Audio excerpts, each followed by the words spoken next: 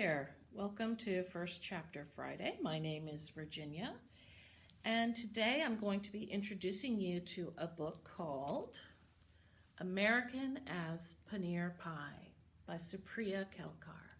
If any of you have had paneer, but apparently it's Indian cheese, it's supposed to be delicious. I have not tried it, but let me tell you, after reading this book, I really want to do some exploring in Indian food. It sounds really yummy. When I pick up a book, of course the cover does catch my attention, but I also like to read the jacket, which is the inner side of the book. But sometimes books don't have that, so you can read the back side. So I'm going to just read you the jacket first, and then we'll get to our chapter. Here we go. As the only Indian American kid in her small town, Lekha Devikar feels like she has two versions of herself. Home Lekha, who loves watching Bollywood movies and eating Indian food, and School Lekha, who pins her hair over her Bindi birthmark and avoids confrontation at all costs, especially when someone teases her for being Indian.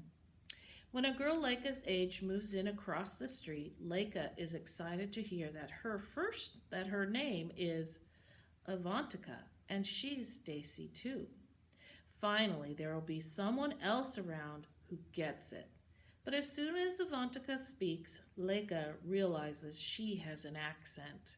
She's new to this country and not at all like Lekha. To Lekha's surprise, Avantika does not feel the same way as Lekha about having two separate lives or about the bullying at school. Avantika doesn't take the bullying quietly, and she proudly displays her culture no matter where she is, at home or at school. When a racist incident rocks Lekha's community, Lekha realizes she must make a choice: continue to remain silent or find her voice before it's too late. So when I saw the cover and I read the jacket of this book, I immediately thought, I really want to read that. So let's get started. I'm going to share the first chapter with you. There's a quick illustration in the front, Paneer Pie by Supriya Kelkar. Chapter 1. It's funny how something as small as a dot could matter so much, but it did. Most Desi kids I knew had been asked about it at some point in their lives. Do you have a dot? Where's your dot? Why do you guys have dots on your forehead? It was kind of annoying. But I didn't know any Desi kids who had to walk around with a bindi on their forehead at all times. I had to, though, for 11 years and counting.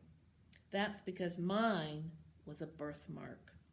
A bindi-size, dark brown freckle that I couldn't take off, and that was really annoying. But despite how much I wanted to forget my permanent bindi at school, I loved looking at real bindis I had at home. And on this Friday night, I was staring at the mother lode. Ignoring the cobwebs draped around my dimly lit basement, I sifted through white packets full of bindis of every color and size. There were neon circles, jewel-toned diamonds, pastel, snake-like swirls, and metallic oblong spears. While I loved staring at the glimmering bindis, they weren't what I was looking for. I broke free of their hypnotic spell and peered into the box full of knickknacks from India. There were glittery bangles, shimmering decorative cloth with hundreds of tiny mirrors sewn into the embroidered cotton, and sparkling gold and red coasters. We clearly liked shiny things. It was the Desi way. I paused at my permanent bindi's reflection in the mirrors of a soft blue pillowcase. I quickly adjusted the long diagonal sweep of thick black curls I kept pinned over the birthmark, and then I spotted what I had been searching for. 4 dandiya. And yes, they were sparkly too.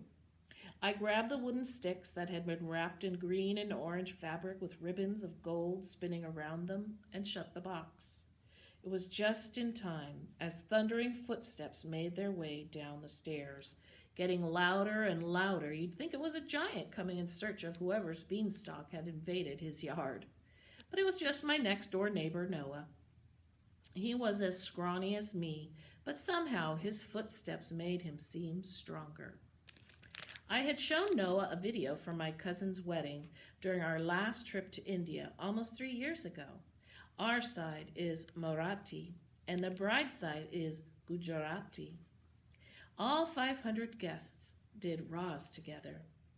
The Gujarati folk dance with sticks. That seems more like a fun game than a dance. Despite my great-uncle's grumbling about the noise, we had a blast, jumping, twirling, and hitting sticks to the beat of the catchy music. Apparently, it showed, because as soon as Noah saw that video, he asked me to teach him. And since then, every year around Navratri, the Hindu holiday celebrated with 9 nights of Ras at the Hindu temples in Detroit, Noah would play Ras here. We lived an hour away from Metro Detroit, and we were the only Indian family in town. So it's nice to be able to have someone to play Ras with, even if that someone had a hard time pronouncing the word, and we were doing it a couple of weeks late. Just in time, I said, turning with the dandiya. Noah was wearing a lumpy crocheted gray fish hat with unevenly shaped eyes that bugged out. I laughed so hard I almost dropped the dandiya. What is that? Noah shrugged, grinning. My dad's latest creation. A whale? I guess, looking at the wide face of the frumpy, half-collapsed hat. A whale? Uncool Leka, said Noah, pretending to be offended. It's a shark and a dolphin. A shark fin, actually. It's a dolphin for tomorrow morning to wish you luck at tryouts. Thanks, I said, nervous butterflies fluttering. I tried to remain calm about the swim team tryouts where I might finally become a full-fledged member of the Dolphins. Except I'm not going to wear it there because, it looks like this. And I don't want to embarrass you on your big day, but tomorrow night on Halloween, I will be wearing it. Because on Halloween, it's going to be the shark to your Michael Phelps. This time I did drop the dandiya. They rolled on the thin brown Berber carpet. Really? Noah nodded. Every year we flipped a coin to see who got to pick the costumes. For the past 2 Halloweens, ever since he wanted to be a reporter, Noah had won. And we went as some random newspaper reference I didn't get, but the grown-ups who answered the door strangely found adorable. I was bummed when Noah won again this year. I'd wanted to go as Michael Phelps and a shark ever since Dad showed me an old online video of the Olympic swimmer racing a computer-animated shark. That's true. We're really not going as those reporters, are we? No, Woodward and Bernstein. I realized it wasn't fair for me to pick up our costumes 3 Halloweens in a row. So here I am. I am the shark from your little video, even though no one's going to get it. I swear your costume ideas are even more out there than mine. I shrugged, grateful that I wouldn't be in Dad's old suit tomorrow. Well, I guess they are. No, we're not doing this, said Noah, picking up his pair of dandiya. Oh, I see, I said, grabbing my sticks. After we learned about puns in the 4th grade, I started to make them every now and again to annoy Noah, who thought newspaper articles were art and puns were the pits. You don't want me to make puns on porpoise? You're shrimp-possible, Noah replied, trying not to smile. Hey, that's a good one, I beamed. I need to remember that for next time. Just play the music, please. Noah handed me his cell phone. My parents didn't let me have one because Dad thought I was too young and I thought it was too much radiation. Noah threw one of his dandiya in the air and caught it. I could do a piece on Ras for the Gazette, he said, Ras sounding more like Ross. The thought of everyone at school reading about this made my palms sweaty. Trust me, no one is interested in an Indian dance. I wish Noah would drop it, that he would understand without me having to explain, that I didn't need another reason for people to ask me more dot-related questions. Sometimes Noah just didn't get that highlighting how different my culture was from everyone else's at school. just made everyone think I was, well, different. I scrolled down Noah's browser and got a Garba Raz playlist up. Ready? I asked, twirling one of my dandia like a baton as the music started to speed up. Noah nodded, and I began to count. 1, we hit our own dandia together down by our knees. 2, we tilted our pair of sticks to the right, clinking the other's pair to form an X. 3, we tilted to the left and made another X. 4, we tapped our own dandia together back down by our knees. 5, we took the dandia in our right hands, hit them to each other's, and spun around until we faced each other again. And then it was time to do it again and again and again until I no longer had to count. We were just jumping and turning and almost accidentally smacking each other's fingers while cracking up. As the music grew louder, I spun fast, and my frizzy curls decided to spin too. I stopped to slide them back over my birthmark and bobby pin them in place. Noah, mid-turn, ready to hit my stick, stopped just before he accidentally hit me. Instead, Leica, what? I asked, even though I knew what was coming next. You know it's fine, right? That no one cares, he added, pointing to my forehead. Let's get some water, I said, changing the subject. Noah followed me up the stairs, his footsteps booming as we passed the canvas prints of pictures my dad had taken in India. It was easy for Noah to say no one cared, but it was also untrue. Lots of people cared. If they didn't, I wouldn't have gotten made fun of for my Bindi birthmark when I first started elementary school in Oak Ridge. You always do that, said Noah as I reached around an array of spiky aloe plants in the kitchen to get to the water pitcher and pour him a glass. Do what? Change the subject when you don't want to talk about things. It's really obvious. I gulped my water down. Before I could think of another topic to discuss to throw this nosy reporter off the scent, a loud honking interrupted. Noah and I looked at each other. New neighbors, we both said at the same time. The dentist across the street from us had moved away from Michigan winters, retiring on her cavity money to Florida, making all the other old, cold people on our street jealous. We ran down the hall, skidding on the oak floor, threw on our shoes, and raced out the door. We stopped at the porch under a swinging plastic ghost, but there was no car in the dentist's former driveway. All we saw were my parents, raking leaves and trimming plants for winter. Dad smiled at us, his mustache scrunching up on his face.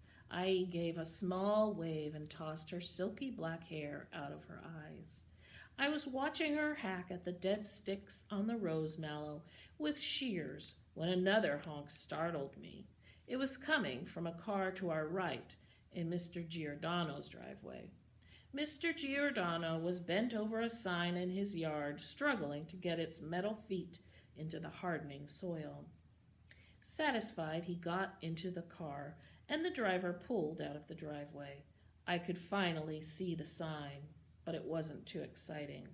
It just said, Winters for Congress. Ugh, said Noah. Can you believe that? Believe what? He's voting for Winters. My dad says she hates anyone who looks different from her. My smile disappeared slightly as I felt my heavy black bun with my brown fingers. I knew I didn't look like Abigail Winters with her blue eyes and her light brown hair and skin the color of peeled almonds. I turned away from the sign, glancing at Noah, who was frowning and shaking his head. I could tell he was getting worked up and needed calming down. Could you be more pacific? I asked. Yeah, for starters, I read in the paper that she... Wait, was that another pun? I grabbed Noah's shark fin hat. You ought to run if you ever want to see this again. I raced to our backyard, my laughter echoing down the street as Noah chased after me, grinning, leaving Abigail Winters far behind. Maybe Noah was right. Maybe I did change the subject a lot, but it was just a silly little yard sign, and he was getting upset over it. Something that small couldn't really matter that much, could it? And that is the end of the first chapter of American as Paneer Pie. Now, when we read the jacket, you know that someone else does move into the dentist's house, and it's a young girl that's just like Leica. But you'll have to keep reading if you want to find out what happens in this story. It is available as an e-audio book, and I don't know if you know how to get to our ebooks, but if you go to our website, alamedafree.org, you across the top you'll see some selections. You want to select books, movies, and more, and then click on ebooks. And this particular title, American as Paneer Pie, is available on Hoopla as an audiobook. The nice thing about Hoopla is that things are available right away. So you could get it right away. If you don't like to do ebooks and you would like the hardcover copy of this, you can put it on hold through our website, again, alamedafree.org, using your library card. And then when it's ready for you, you can schedule an appointment and pick it up through our library takeout service. So, if you do read this book or listen to it, you will learn a lot about Indian culture, their holidays, and their food, which sounds delicious. And there's a little bit on the back I didn't read to you. I read you the jacket, but if you don't like to read the jacket and you want to read the back, I'll read it to you what it says. Nobody is looking at me, and definitely not at Avantika, and saying, "Oh, she's as American as apple pie." I rolled my eyes. "You're as American as paneer pie," Dad said, turning the cheese cubes in the oil. "Well, that doesn't make me feel great. Paneer pie doesn't even exist," Dad sighed. "My point is, you're both American. You don't have to look a certain way or sound a certain way for that to be true." But is Dad right? I wondered. Another little teaser from American as Paneer Pie. I hope you will pick it up. I really, really enjoyed it, and I hope you will too. And don't forget to tune in again to First Chapter Fridays. I'm Miss Virginia, and I will see you again here very soon. All right, take care, everyone.